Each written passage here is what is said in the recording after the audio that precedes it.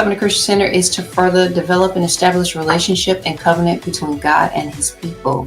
We have a vision to provide a job resource center that will provide assistance with resume building, interviewing skills, and assist with benefit selection. To provide a financial counseling center that will assist with financial planning, budget analysis, tax preparation, credit repair, medical bill, health insurance interpretation, and home buying assistance. To provide a development center that will provide marital and family therapy and a 24-hour prayer line. The order of services are as follows. We meet for Sunday morning worship, much like today, at 11 a.m. Eastern Standard Time. We also have our hybrid in-person space where we meet at 2 p.m. Eastern Standard Time, but we stream on multiple platforms. The first platform is on YouTube. Please subscribe to that channel. RC3 Media Ministry is our handle. RC3 Media Ministry is the handle. Please make sure that you like, share, and subscribe. Click that notification bell so that way you can receive notifications when we are live streaming. Continue to comment, because when you comment and we're in our virtual space, it pushes Pastor and I as we are preaching and teaching the Word of God. But when we're in our in-person space, that commentary also allows you to engage with one another. So again, like, share, and subscribe. We're also on Facebook. 2 platforms are on Facebook. Our Renewed Covenant Christian Center public page and our RC3 private page. Please make sure that you're liking those pages. Again, it gives you an opportunity to know when we are live streaming when you like the pages. Follow us on Instagram at RC3 Church, RC3 Church. On Wednesday night, we meet for Training for Reigning Word on Wednesday Bible study at 7:30 p.m. Eastern Standard Time. If you would like to connect with us on Bible study, please make sure that you are filling out the online connect form. The online connect form will allow one of our ministerial staff or someone in hospitality to connect with you, so that way you can receive the information to connect with us during Bible study. But also let us know today, if today was the first time that you have joined us online virtually, please make sure that you are filling out the online connect form to let us know that you were here. We would love to send you a 30-day devotional, which is a complimentary to say thank you for joining us here at RC3. But again, we meet for Wednesday night Bible study at 7:30 p.m. on our Google Meets platform. Please join us.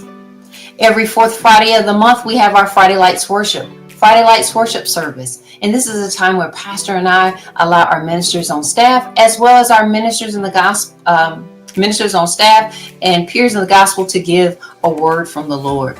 We're so thankful for those who participate, because it gives Pastor and I a chance to sit down so that way we could be ministered to. And sometimes I have to take one of those Friday Lights worship service to do a fireside chat. The fireside chat is an opportunity for me to expound upon the topics that we are talking about in Bible study, but it still allows you to ask those questions. It still allows you to ask those questions. The only thing that we ask is that you keep your handle visible, so that way if we don't know the answer to your question, we do our research, respond to that very same handle, so that way your inquiry can be resolved. Amen. All right. On the first Friday of the month, we have what is called the Pulse. The Pulse. So we're thankful for Minister Joshua Crumpler, as he is partnering with us to gather our young adults. And so we have the Pulse at 7 p.m. Eastern Standard Time. During the fall semester, we have our podcast. And in the summer semesters, we have in person. But we still love and thank those young people to gather when they gather virtually or gather in person. And we also thank Minister Joshua Crumpler and our son Syvon Holland as they gather these young folks together on the first Friday of the month with the Pulse at 7 p.m. Eastern Standard Time.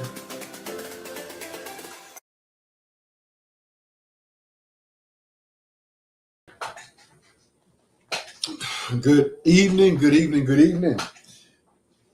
I am Pastor Emmanuel. I am here to bring to you another podcast with the Pulse.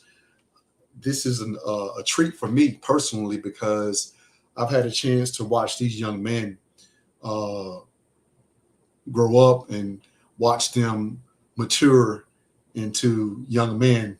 It's amazing to be able to see them, to be able to progress in life. This is going to be a treat.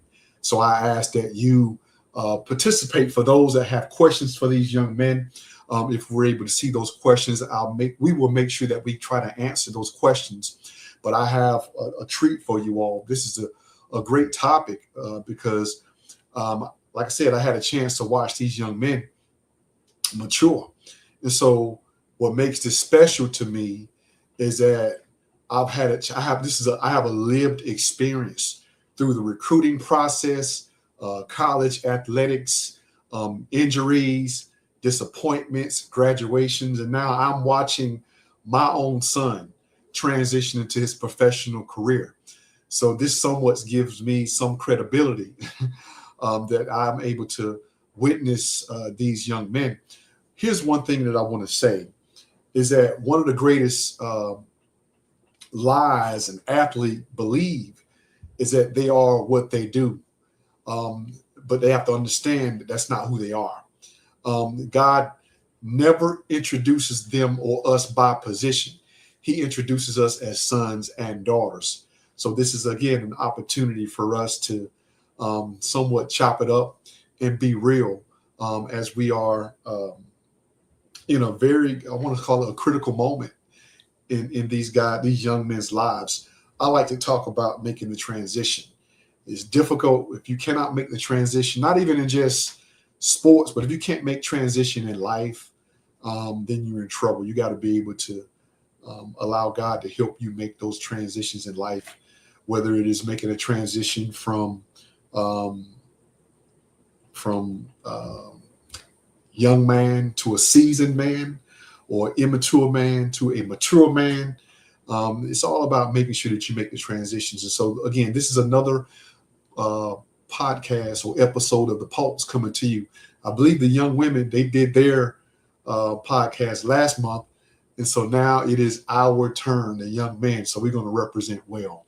And so, media team, if you could go ahead and bring up Joshua, so Joshua could go ahead and get us started again into another strong podcast. How you doing, brother? I'm doing good. How you doing, Pastor? All right. Good. Thanks for having me, sir. Yeah, so I'm excited for what we have planned.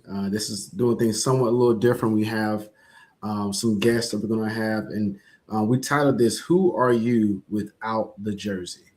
And I know that's it's mainly speaking to sports, but that can be anything, no matter what stage of life you may be in. You may be a doctor or a lawyer or a nurse, but who would you be without that specific title? So we want to speak to finding out who we really are in Christ and what that journey looks like. So I'm going to start with our theme scripture, Colossians 3, chapter 23 through 24, reading from the King James.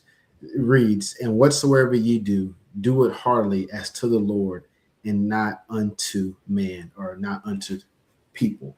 Just speaking to whatever it is that you do, whether it's sports, your job, whatever you're passionate about, your commitment to that is not necessarily to please man, but to please God, who gave you the ability to do those things. So we can bring on our guests as we get started to ask them some questions. We have two athletes here, Syvon Holland and Nick Farrar.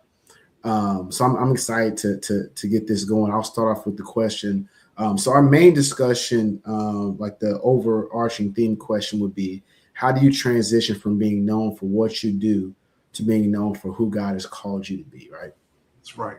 And so the discussion point we'll start with is when basketball, because more specifically, I'll give a small introduction. I myself was a walk-on and played college basketball.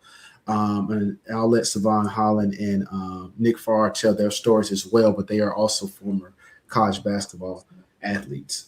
So when basketball becomes your identity, what happens when the game changes, right? So dealing with injuries, graduation, not getting the playing time or retiring or different things like that. Who were you when no one was calling your name? So I'll start off by I'll start this one out. Again, my name is Syvon Holland. A little bit about me. I first started off playing at CIU Columbia International University.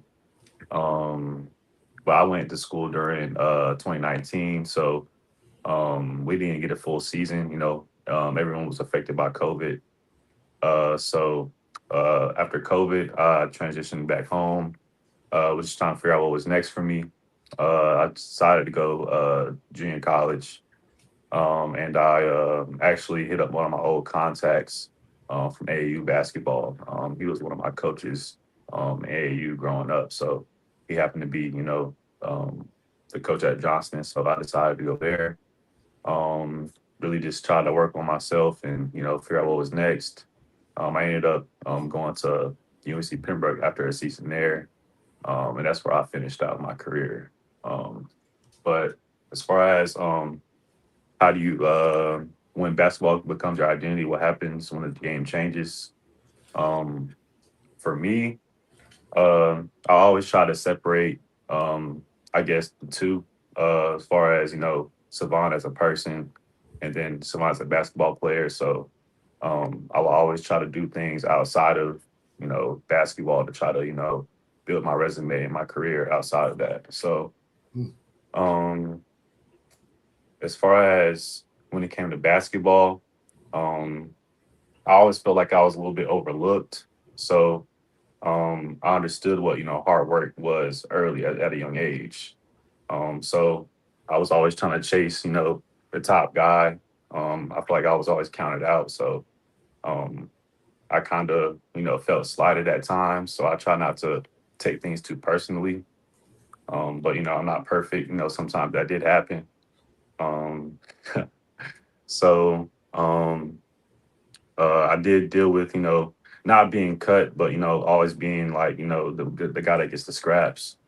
Um, so when it came to that, um, I really just tried to really uh, expand my horizons outside of the basketball court. I kind of understood early that I'm not just a basketball player. So I'm not gonna say I struggle with that necessarily, but identity and wanting to be great as a basketball player, I did struggle with at times. Um, so I'm not sure that answers everything, but That's good. it's still something I'm working on to this day. Um, I know it's one scripture that um, I did come across actually a couple of days ago, which was what good it was Matthew 16:26 is it's states what good will it be for someone to gain the whole world yet forfeit their soul.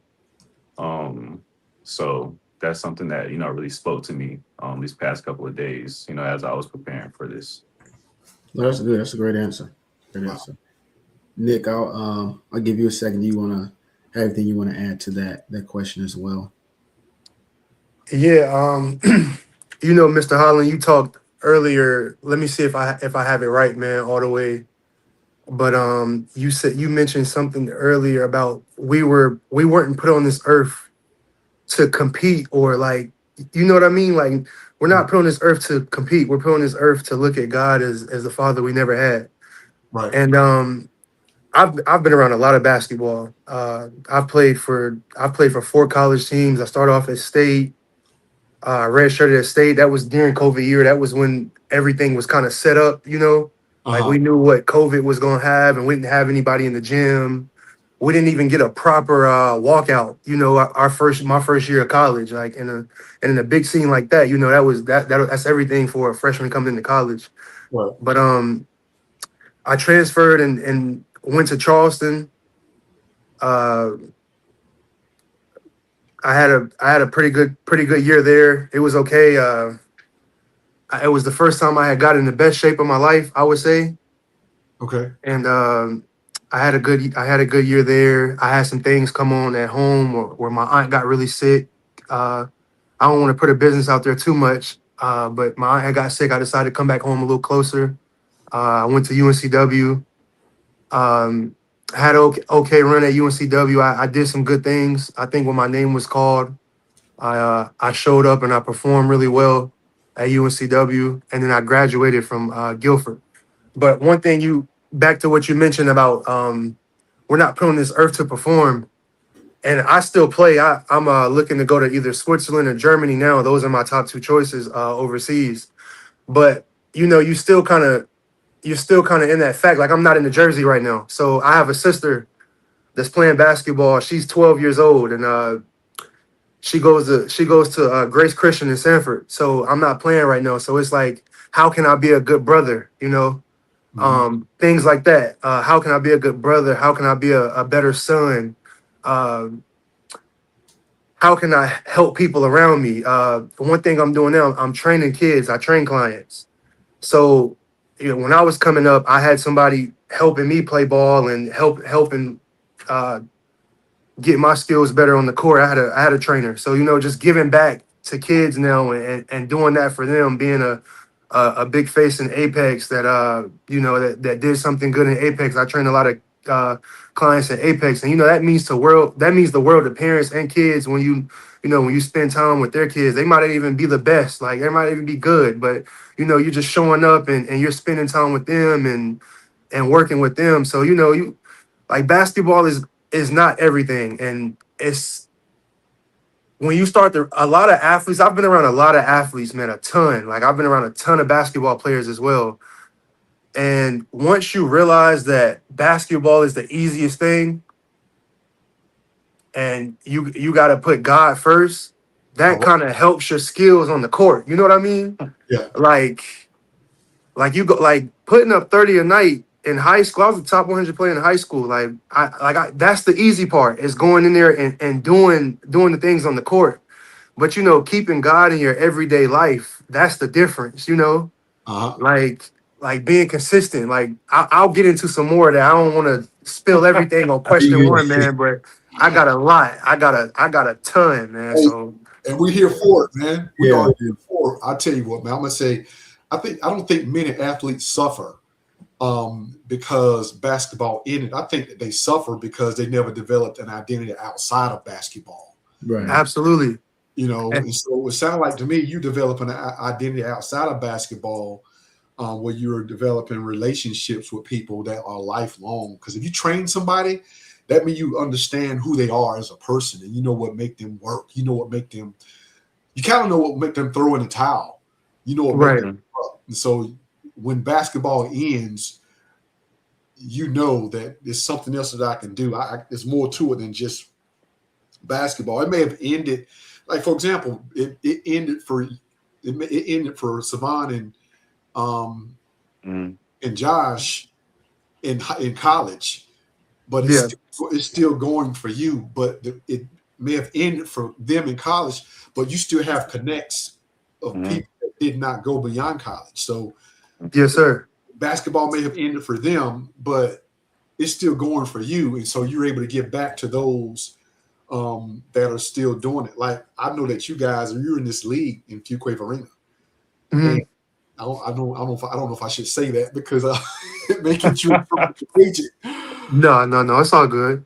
But it may have ended for them in college, but it hasn't ended for them in the men's league to where they're just staying healthy. They're trying to stay in shape. And you all are still competitive, Right.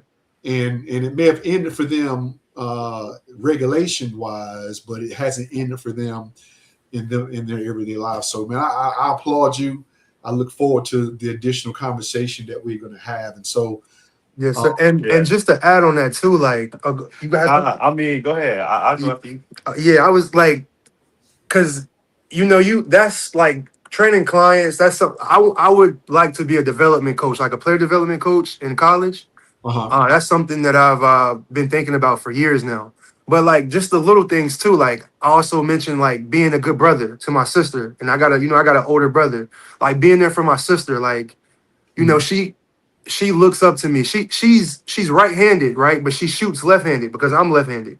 You know, so like little things like that, making sure I set a good example for her and you know, like spending time on the court with her, just like we're going to the movies to see Moana Saturday, like just making sure I'm there for her. Like those are the little things that are important that you can't miss. You know, like it's so much bigger than yourself when it comes to basketball. Like I gotta make sure that she gets to where she wants to get to now. Like she's seen it from me. I graduated college, I got a degree, I'm playing pro.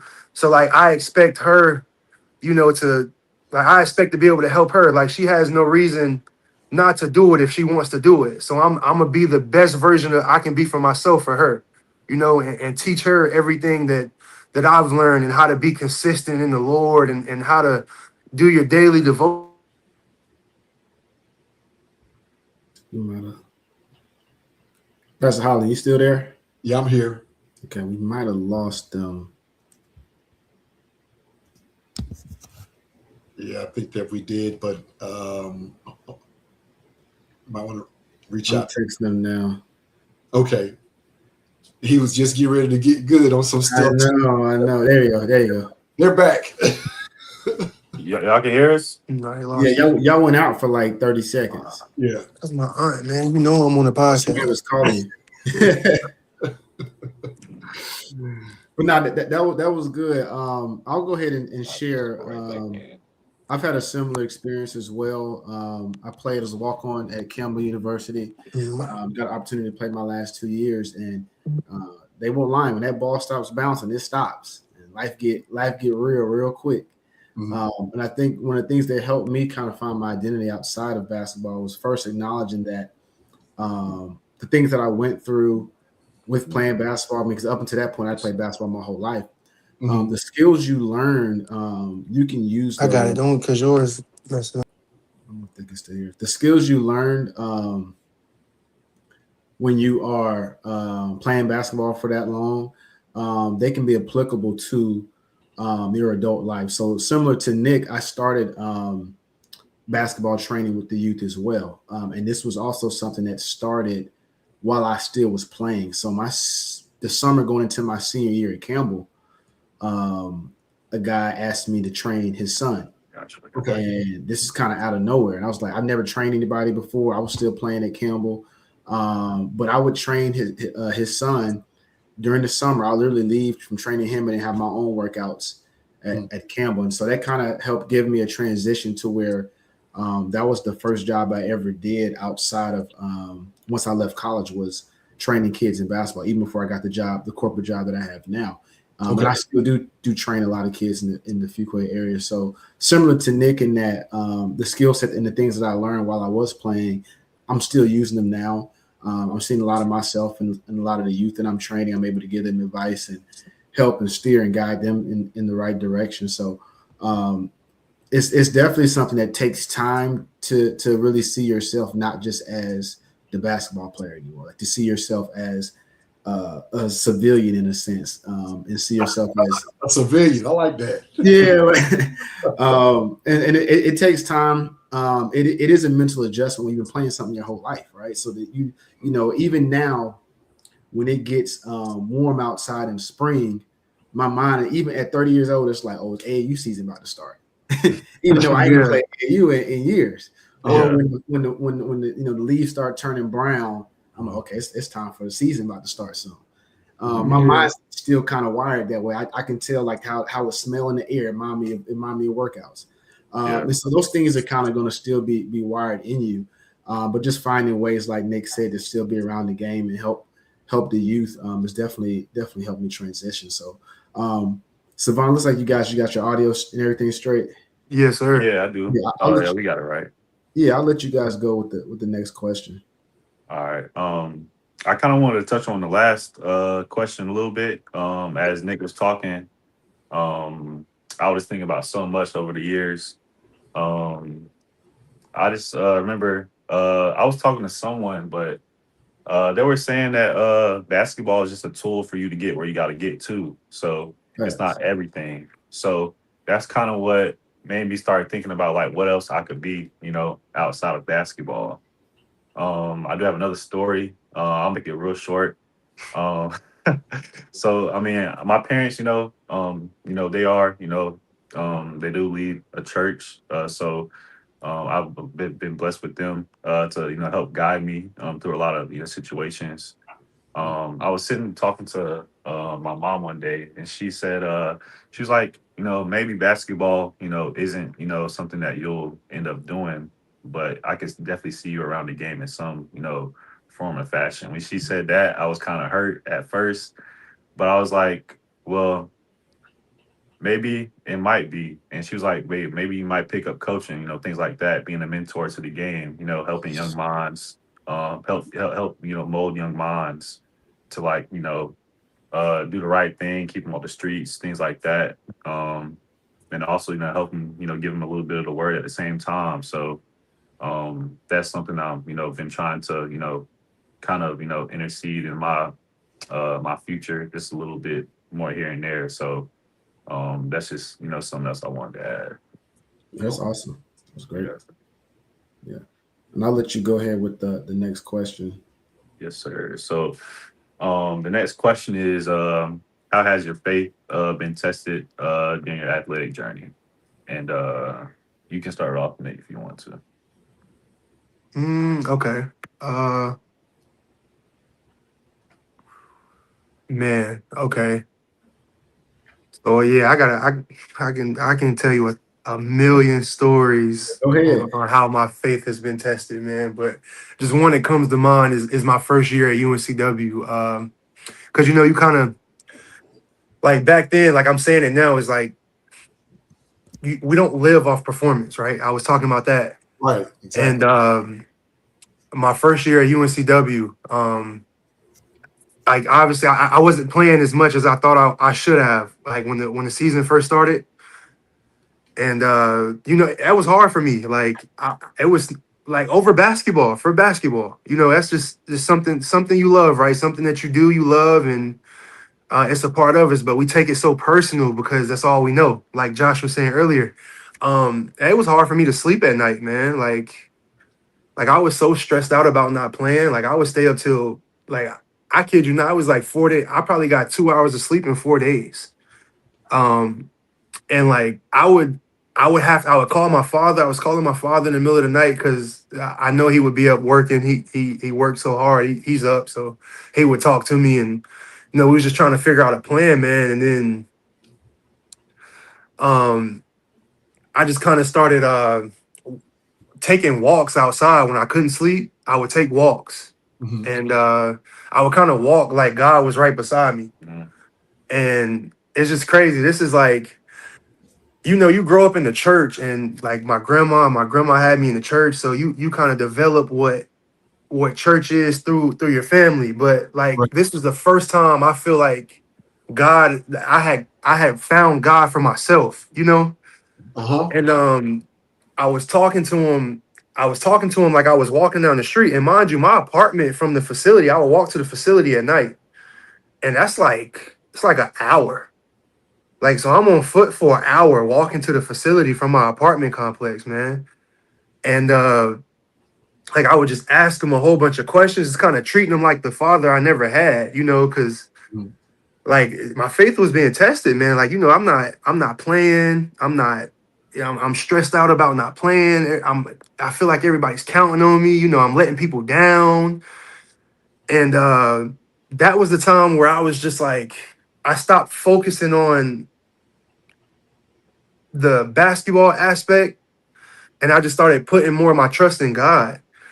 And it didn't happen right away, man, but like a couple games down the road, I just, I got thrown in that fire, and I responded the right way. I worked hard, and Uh-huh. things started going well for me. But it started when I started sharing my experience with the Lord. I like things that I wouldn't share with anybody else. I started treating God like the Father I never had. I just opened up to Him, and that was the first time I had seen success in my life during basketball, and it made me feel so good. Like, when good things happen, you kind of like, oh, I'm good now. I don't need anything else. Like for Right. me, that was like, oh, I'm gonna keep going. Like I'm gonna keep doing my daily devotions. I'm gonna go to more Bible studies that we're having uh, at UNCW for our athletic programs and our basketball program, man. And it just kind of made me feel more better as a person. It gave me more confidence. It helped me sleep at night. I was struggling to sleep at night.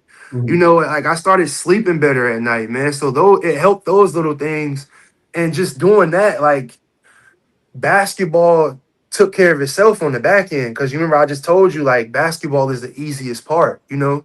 Right. Like so for me, it was just getting more of a consistent routine with the Lord. Like that's what helped me bring my faith back into it, you know? Mhm. That's good. That's good. Similar instance as well.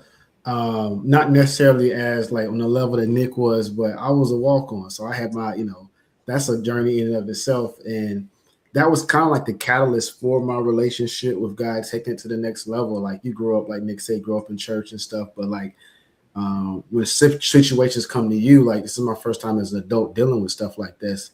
I began to develop a relationship with God, a morning devotion. I had like a set of scriptures, I would say, a lot of things that I would do because I just wanted to be on the team and wanted to be able to compete at a high level day in and day out and practice with these guys.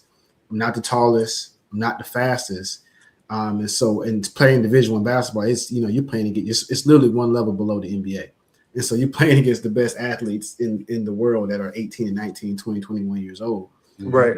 It was stressful every day. Like every practice is 2.5 hours.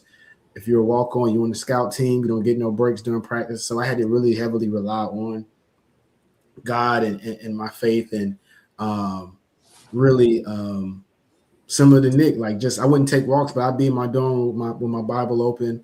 And we also had Bible studies for athletes that I was really involved in. It eventually ended up becoming a leader in the campus ministry that was for athletes. And so I think a lot of times God will allow certain things to happen in your life to push you toward him, right? He knows that you wouldn't come to him any other way. And sometimes he'll pick at your passions or things that he know that you love and use that as a way to develop a relationship with him. Right. I'm not sure how my relationship with God would be had I not had those moments at 18 and 19 years old where I didn't have nobody else to call on. I'm in a situation to where there's a level of stress being put on me that I don't necessarily have the physical capability to deal with at 18 and 19 years old. I just wasn't the most athletic or the fastest guy. I was extremely skilled, but it was just taking a lot out of me. And so, and mind you, I'm playing against one of my teammates ended up playing for the Houston Rockets. And so like my Chris Clemens. yeah. Good old Chris Clemens. Yeah, I know exactly what he's talking about. And so, and he was my roommate my senior year. So He was tough, man. He was tough. I'm practicing against him every day. So I'm going up against a dog. And so I'm forcing myself not to go out to parties. I'm not partying like everybody else is. I'm not drinking like everybody else is. Right. I can't even eat like everybody else is because I got teammates who got a crazy metabolism and they eating burgers and sodas at the practice. I got to hit the salad and water at the practice. I don't be cramping up and work out. So, and like I said, these are all life skills that I developed at 18, 19 years old. So now when everybody else's metabolism is slowed down and we're in our 30s, now it's easy for me to eat right because I've been doing it when I was 18 years old. It's easy for me to go to a job and really deal with adversity because I was, 12th man on the team. So I know what it's like to deal with adversity as opposed to others who may have been the guy in college and they come into the real world. It's a lot harder. There was real life skills that I learned how to really use God to deal with my anxiety, right? At 18 and 19 years old, that's a skill set that now any meetings I have in corporate America, anything that I'm dealing with, I know exactly what to go to because I went through it when I was 18 years old. So, yeah. And a question for both of y'all. We got three athletes in here, but like all this stuff that we're talking about, I think about this a lot. Like, when you're playing basketball, it kind of gives you a routine. Like, what to expect out of everyday life. Like, what you practice here. You got the weight room. You got class. You might have 8 a.m. class before everything. Then you got to be at the gym on a certain time. Like, when you were doing your walk with God, because it seemed like you had to go through a lot of adversity too. It might your adversity was the same as mine, man. Any adversity is adversity, Yeah. So like when you started your walk with God and you had basketball, like isn't it so much easier? Like you see like that being a basketball player, then then having a consistent schedule with God is so much easier, right? Like, Yeah. because you already have those habits playing ball. Now Right. you just bringing them over to the Lord. Like, it makes things a lot simpler, you know? Yeah. No, you're right. We actually got that as one of the questions too, as far as like the disciplines that you use athletically. You just transition to like, okay, I'm gonna spend 20 minutes in the morning with God. Like you have the same, your brain is used to a routine, so it does help. Mm-hmm. Wow, Yeah. this is good. This is a treat for me. Yeah. For me, it was really trying to cut out what I listen to. So like instead of me listening, music of the world, I cut on some gospel music. That really helped me Mm.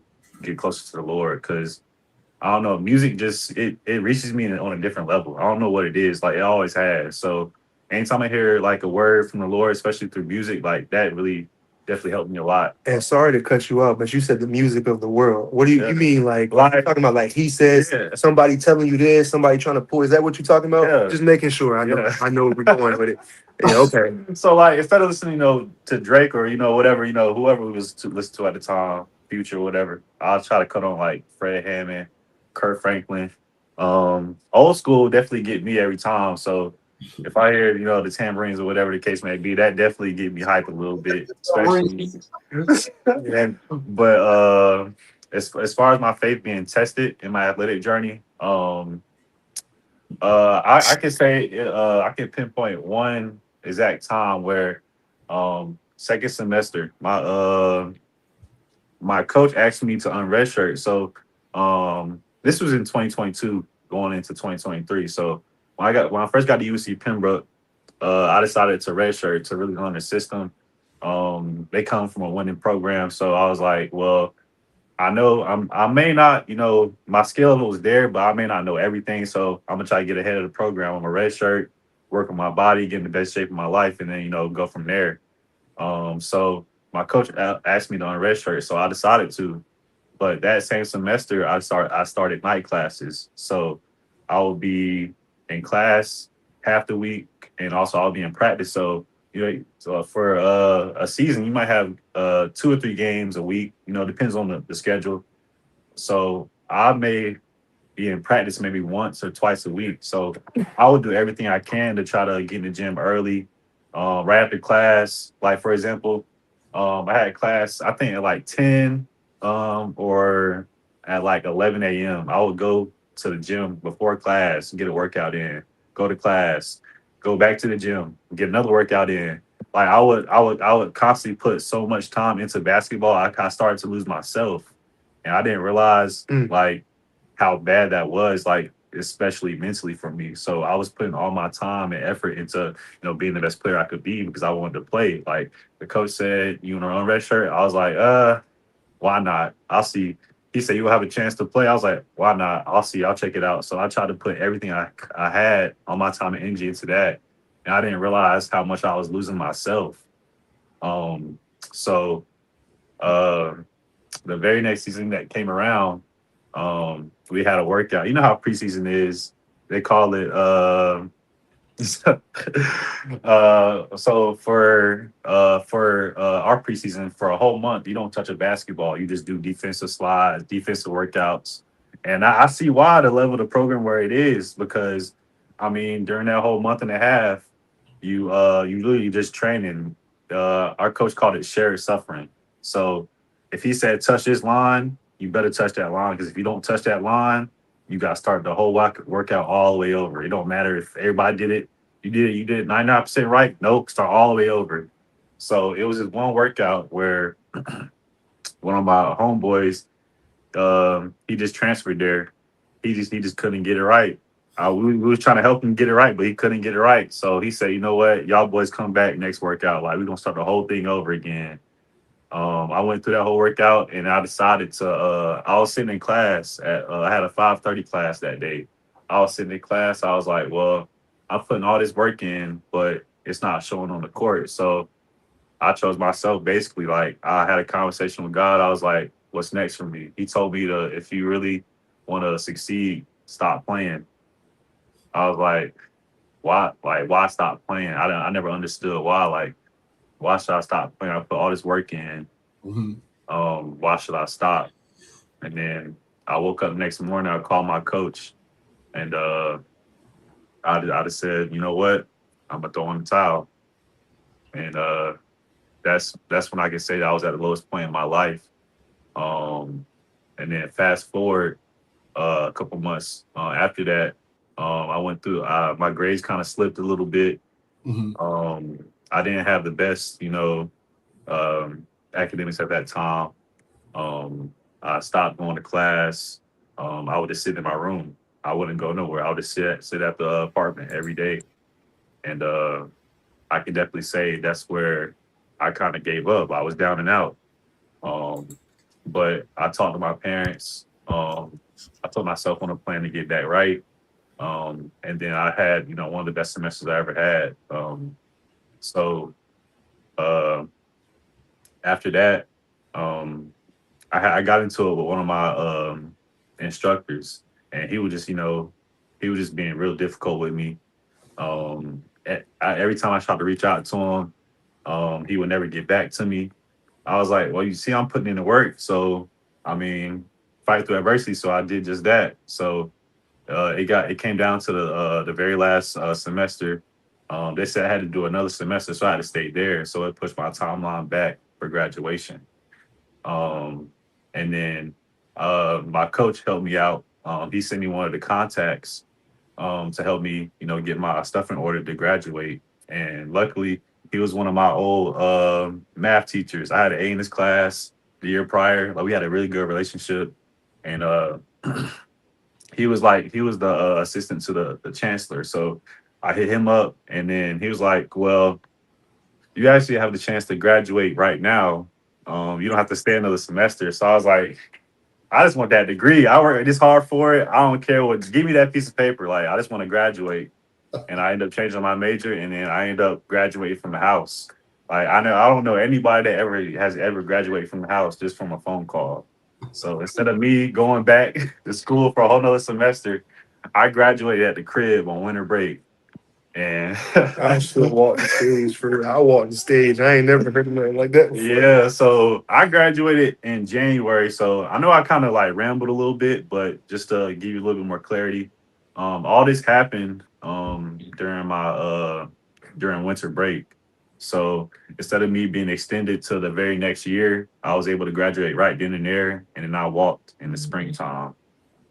So I took that whole time to just work, and then I walked in May. So yeah, that's Wow. So let me say this. Since I am your father, I can give some insight on that. And so just to make a long story short, I don't want to ramble beyond what he said, but you know, son, I do believe that your faith was tested at that time because you went from, like Joshua was saying, you went from playing basketball, that was all you knew. You played at a high level, everywhere you went. But then at the last moment, you end up choosing yourself for that last semester. It's like, no, I'm not going to play basketball. I'm just going to just do me. And when you made that decision to do that, it puts you in a bad place depression wise. I do believe you went through a depression because you were so used to, like Joshua was saying, when springtime roll around, you know that your body is getting ready to be able to make the adjustment to getting back into playing. But for you to make that decision to choose yourself and then end up graduating, and I do believe you end up graduating early because you changed your major to accommodate the credits. yeah, dude. Your major one thing to, and you did that over the phone. And when you did that, your advisor ended up telling you, well, look, you have enough credits right now.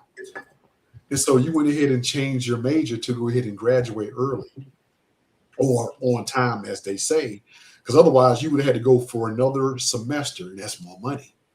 So making that decision, your faith was tested, but at the end of the day, you ended up coming out on top because you made that change, because you chose yourself. And so I, as your father, I'll tell you, I'm proud of you in the decision that you made to go ahead and change your major. First, stop playing basketball that last semester, change your major, and then graduating.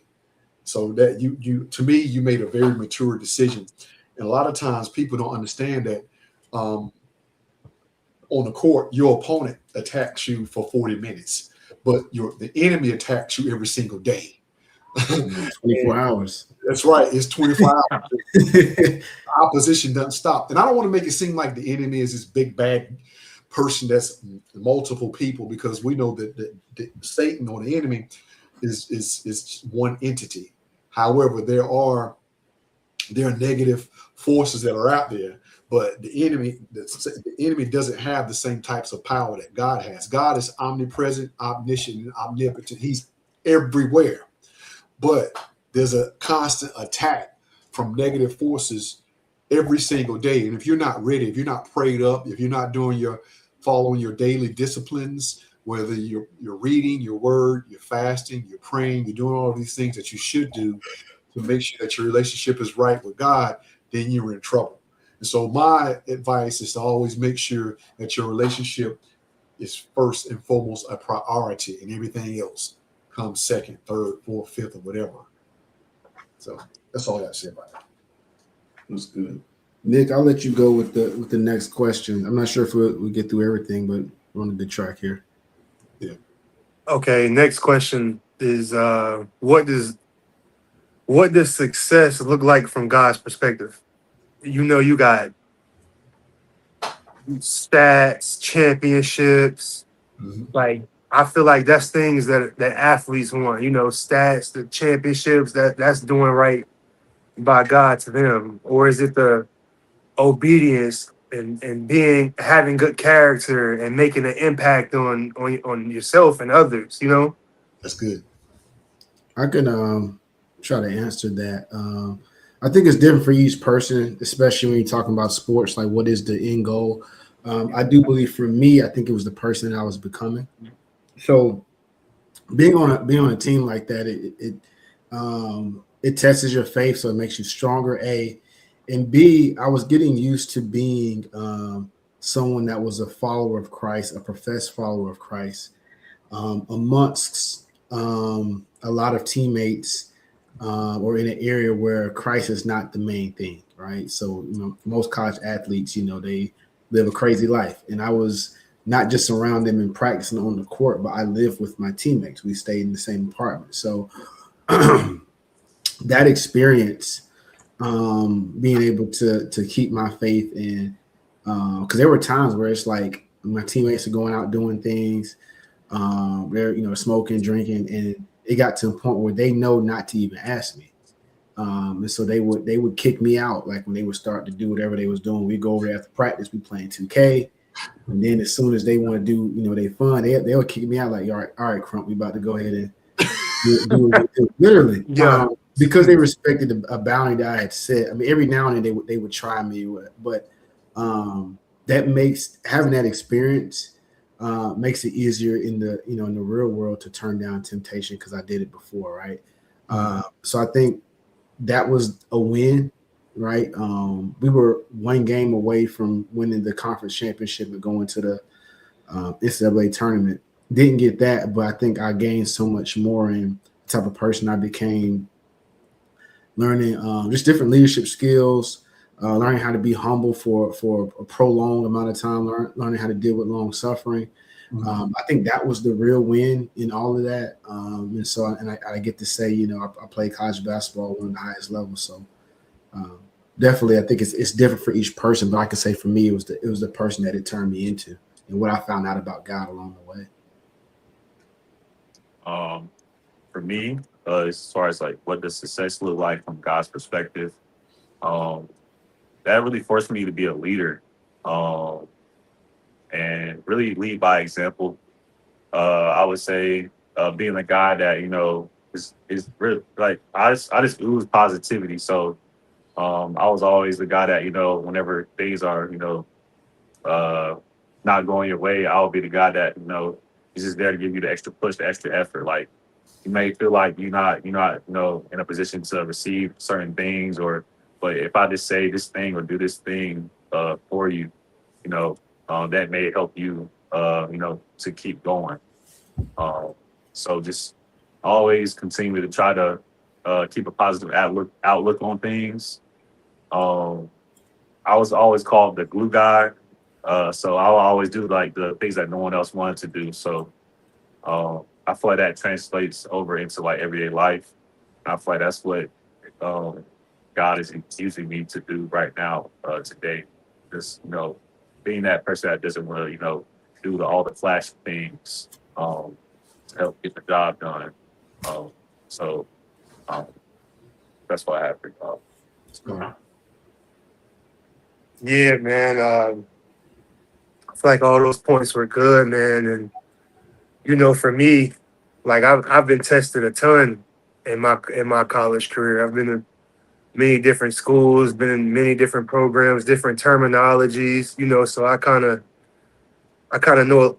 I kind of been on both sides of perspective, and perspective is not perspective until you had good side and bad side. And Right. and my first couple of years, man, not playing really kind of humbled me in a way. Mhm. And once, like I told you earlier, once I kind of realized like basketball is just the least important thing. And like I gotta put more time in the God and opening my Bible. Like Yes. that was the success from it. And like everything that I went through was all in God. That was all on God's schedule for me. Everything that I endured, every step I took, like even in high school when I feel like I should have went to Houston instead of NC State my first year of college. Like that's a path that God wanted me to walk. And last service, Mr. Holland, you said when we do things, I can't, correct me if I'm wrong, but you preached and you said we always blame the enemy, but it really be ourselves, right? Yeah. You know what I'm saying? Like Yeah. everything, I feel like everything that I went through in college was me. The mistakes I made, even the good things I made, like those were things that I had to walk through with God. And like Josh said, it teaches you leadership. It teaches you how to be humble. Mhm. And even like the fact of being in high school, being a guy in high school and then coming to college where everybody's the guy, sometimes I didn't play at all.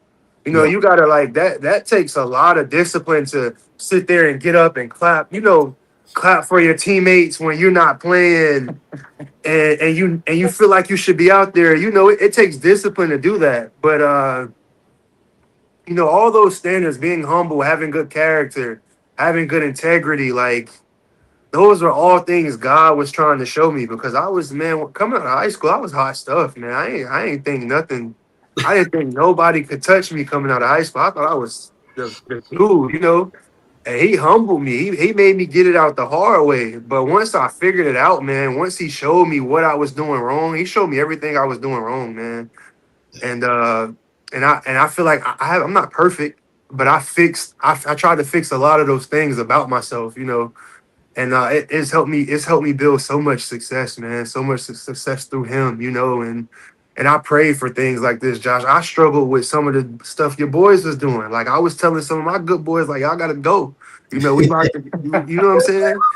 And, It's all right. and yeah, man, y'all gotta go. We about to get it in. So Man, this um, is what I think this is how you help people by being authentic and real because yeah, you got to paint the real picture, man, because most guys go off and it's their first time ever being off without any direct supervision. absolutely, yes. And you got to understand, man, that everybody's walk is different. Oh yeah, So if that was your path, hey, be real with it because that's what's going to really help the next guy. Because not everybody has your same Yeah. your same path. They may have your path, but then they have different stops. it's different roads, different left. Like I might go left down this yellow brick road. You might go down the green. Yeah. But yeah, man. Like I asked God though. Like it took some time. Like I remember being in my room. Like Lord, please help me stop the weed smoking and like stuff I was doing that I shouldn't be doing. Like I opened up to Him, and it didn't happen right away, man. But I got it together. And those are the things I'm most grateful for. Like maybe I could have played a little bit more. I wanted to play, but that wasn't for him. And it all worked out at the end, man, because I got on the platform where I was able to showcase my stuff. And I got to a good league overseas now, man. And I'm grateful for that. But that was all in God's timing, man. I had to put my trust in him first, and it's discipline. It takes a lot of discipline, like how Josh was saying he had to eat the salads and drink the water because all the freaky athletic guys are eating pizza and dunking everything. Man, that takes discipline. And to get with the Lord and have that success, you have to have that same discipline, man. You have to be able to make time every day to do your devotions and open your Bible. Because like you said, man, like nobody's going to, at this age we're at now, nobody's going to force you to do anything. Like you're on your own. It's easy when you got your parents guiding you down the road and taking you to AAU practice, and you ain't gotta worry about anything. Yeah. But now, like we're grown now, man. I gotta train clients, and I gotta go lift at 8 o'clock at night. Like that stuff is hard because it's like, oh, I want to lay down, but ain't nobody here. But I have to be my own biggest fan. Like it's just me and the Lord. We got to be our own biggest fans, man. And we got to tell ourselves like, hey, we got to get up and go to the gym. Or I ran the sand this morning, man. I did laps. Like who that want to get up and just go run on their own, do sprints. Like that takes discipline. That stuff takes a ton of discipline, man. But I'm grateful for it because if I would have never had the Lord, I would have been in a mess. Wow. I see that there's a quote there. It says, "Your future isn't built by occasional greatness; it's built by daily faithfulness." Mm.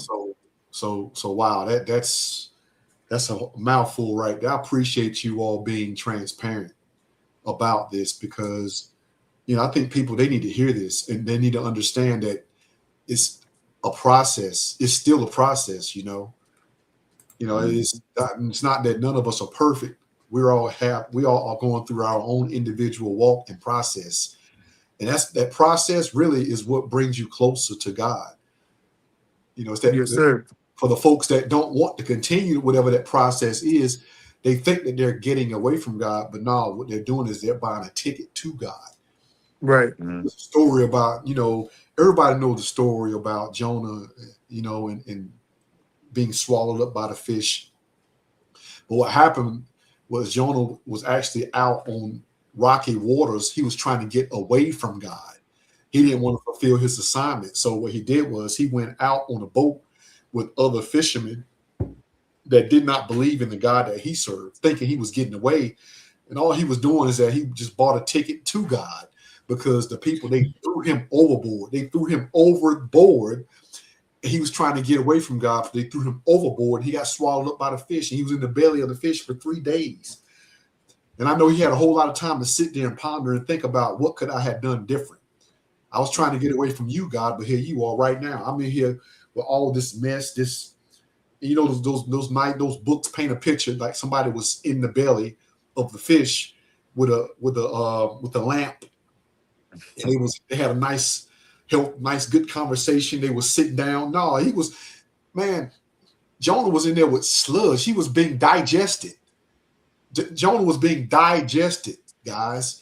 Mm. You can imagine he was in the belly at the point to where he was almost digested, and then the fish regurgitated him, got him to the point to where he was just about to be digested completely.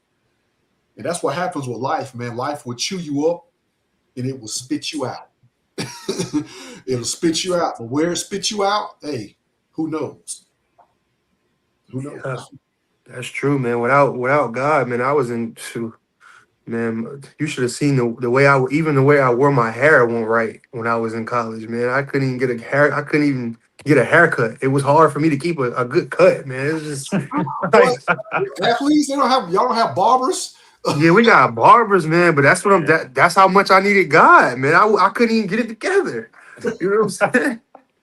I was you telling you, there's so many reasons why you need to keep him on your side, man, especially when you're doing something like playing sports, because it can all be over in a second. Yeah. It can all just like that. You can lose everything, Yeah. man. It'll give you a false sense of reality, like you're the guy, but then who are you without, you know, Who are you without that yeah, jersey? you feel me? Who are you without the jersey? Yeah.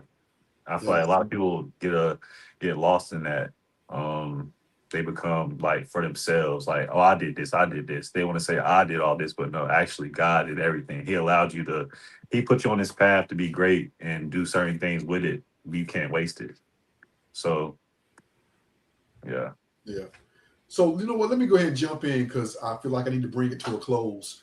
We're drawing near to to an hour. You know, as parents, I always we want our sons to understand that basketball was never the destination. Education mattered, character mattered, relationships mattered, and your walk with Christ mattered. We celebrated wins, but we also prepared you all for life after the game. And so, God directs careers, directs ministry, He directs business, He directs family. But basketball, I think, becomes preparation, not the destination. And so, if you all could just give a little bit of what you all are doing now, just to answer the question, is what you are doing now, so that you can just be transparent for those that are watching, so that you know what you're doing now. And I think, Nick, you already made mention that that you're going overseas, but Mhm. can you just restate that again, and then Syvon and then Josh, as to what you all are doing now? Mhm. Yeah, man. So one thing that you were saying is like the biggest thing for you and with Savon and Malik was to get the education, like sport. Like my thing was with me and I have such a open, clear mind, man. Like I'm reasonable. Like my mom told me, and it helped me. Like my plan A is my plan B. So I'm still playing ball. Um, I'm thinking about either going to Switzerland and Germany. I'm trying to figure that out now. But those are the two top leagues that I'm interested in. But yeah, man, it's like I'm glad my parents gave me that, because they want, even if it wasn't the right way, like like even if it wasn't what other people do, it kind of their intentions were pure. It's like if you want basketball, you got to work hard at it. Like Yeah. your life is different than everybody else's, and it kind of helped me. It kind of helped me get to where I needed to with basketball. And now that like I'm transitioning and I'm looking at other stuff too as well while I'm playing overseas, training clients and things like that, it just gives me that drive to go hard on whatever I do. Like so now, like even with clients, like I'm there. I've never been late to train a client. Like you'll never catch me like, oh, it's 12 o'clock. I'll be here at 12:05. No, I'm there at 11:40. Like those are the things that my parents gave me with basketball and how I go about my business. My dad's the same way, man. He wakes he does things the right way. He does things on time, man, and he's giving that to me, and I'm thankful for that. But yeah, man, I'm still playing basketball. I'm still on that journey, and I plan on playing until I stop leveling up. Once I get to that point where hey, let's just say I'm making 50,000. If I stay right there in that area for the next couple years, and I'm gonna stop playing. If I can't go any higher, and then I'm gonna pray with the Lord, talk to the Lord about it. Whatever's next is next. But that's one thing I do want to do after basketball is just give back give Okay. back to the kids that give back to kids just like how people gave back to me, man. I've been to camps, Muggsy Bones. Muggsy Bones came to camps and helped guys like me. I got a picture with Muggsy spinning the ball on my finger, stuff like that, man. Like I want to give back to kids like that, man, because they look up to us more than we even realize. Like we mean the world to them, man. So that's kind of I've always been the type of guy that wants to help people. I feel better when I'm giving people good energy and helping other people, man. So I want to continue to keep doing that in some fashion. And I got inspiration of making a movie. I want to start making some short films, man. I got a creative mind, man. Like I've been thinking about making little movies, man, stuff like that. And seeing where that goes. So I got a whole bunch of ideas. Okay. All right. Yeah, for me, as Josh said, I'm just a civilian now. I guess I'm a civilian. But I'm a 9 to 5 guy, but I'm in the process of getting my master's. Just like Nick, I want to give back too. So um, where that lands me, I don't know. May that be coaching or somewhere in the athletic department, helping, kid. I want to say kids, but young men and young women, helping them figure out what's next for them outside of sports, things like that. I do see mentoring in my future as well.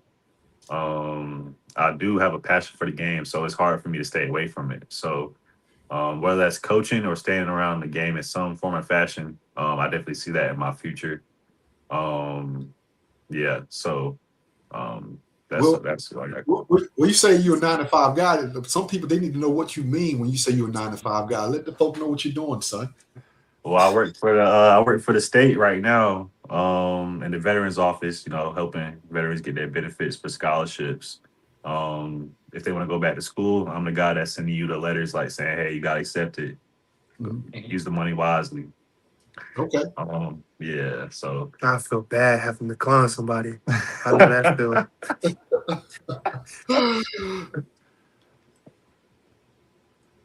Nice, nice. I'll go. So been working as a data analyst in the tech field, actually going on 8 years now. And so one of the things that they asked me when I first interviewed back when I was like 22, 23 years old, they want to know how did playing on a basketball team and being part of a team, what skill sets I learned, and they asked me about that on my job interview.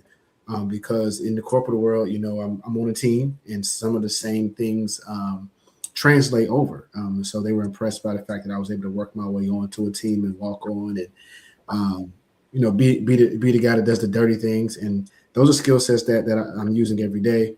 I'm also similar to Nick, where I'm still around the game, so I have a basketball training business in Fuquay Varina, where I'm able to work with kids pretty much of all ages. I think the youngest kid I got is like 5 or 6, 5 or 6 years old, and then working all the way up to high school level kids, and just being around the game. Like I said before, I was actually doing that before I got my job working in tech.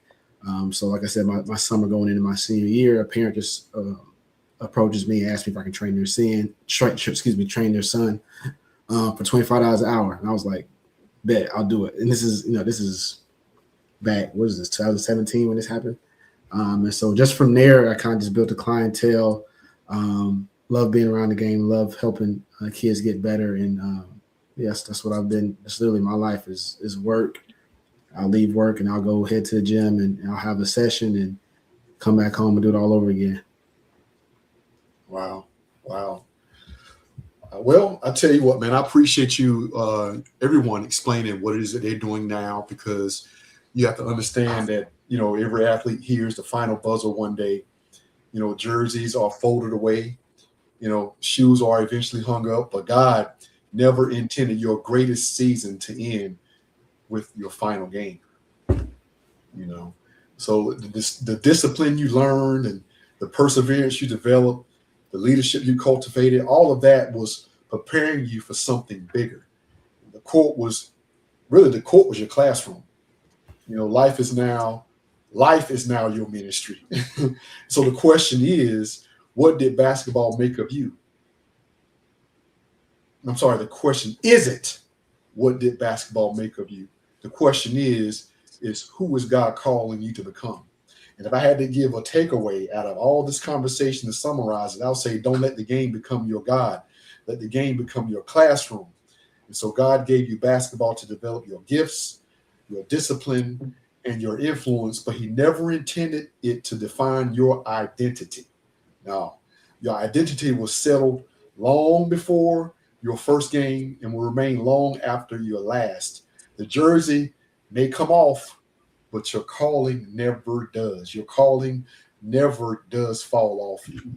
You may think you're a basketball player, but really you are a child of the Most High. If you could take away that, do that. So thank you all for tuning in. For those that tapped in live, hopefully you liked and shared this content, because this is good, authentic, real conversation. And I do believe that there's a generation that's behind you all that are out there that need to hear these life lessons, these stories, these real life issues that you've encountered. They need to know it. Some people, they like to hide their pain. No, let it show and say, this is what I've been down and out. I went from being in the top 100 to just being one of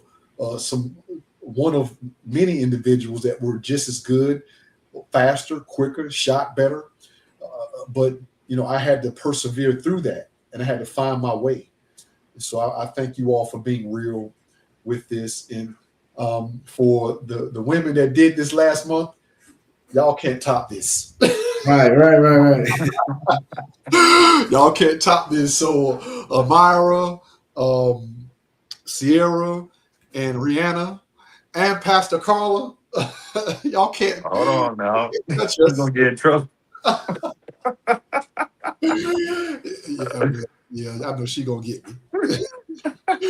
but this is a moment in time where I'm happy. I'm glad that we were able to do this, and hopefully we can do this again.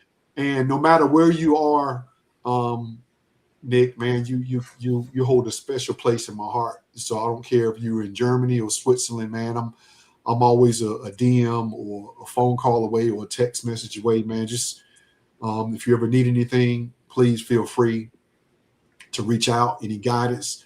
I'm going to ask you some tough questions, but it's just because I want you to really think about the questions that I'm asking you. And Josh, man, I can't take the place of your father. Nick, I can't take the place of your father, but if you all ever need anything, any references or anything like that, please feel free to reach out. I'll do my best because I know that it's all a matter of reaching back behind and pulling somebody up. Yes, sir. I'm probably about 30, maybe 30 years older than you guys. So I have life experience, life wisdom, and I've been blessed to be in corporate America. Josh, you're a data analyst, so am I. But I think you're a data analyst in the financial industry. I'm a data analyst in the technology and insurance industry. So our paths, we do cross. Yeah. And so, if you ever need a reference, please feel free. Yes, sir. Hopefully you connect with me. Actually, I think we are connected on LinkedIn. I think so, yeah. We are connected. So, and then not only that, in the natural and then also spiritually, if either one of you all ever need a reference spiritually, feel free to reach out, and I'll make sure that I give the best reference that I can based upon my individual experiences with you. So this is it. This is RC3, where life application teaching happens. You all be blessed.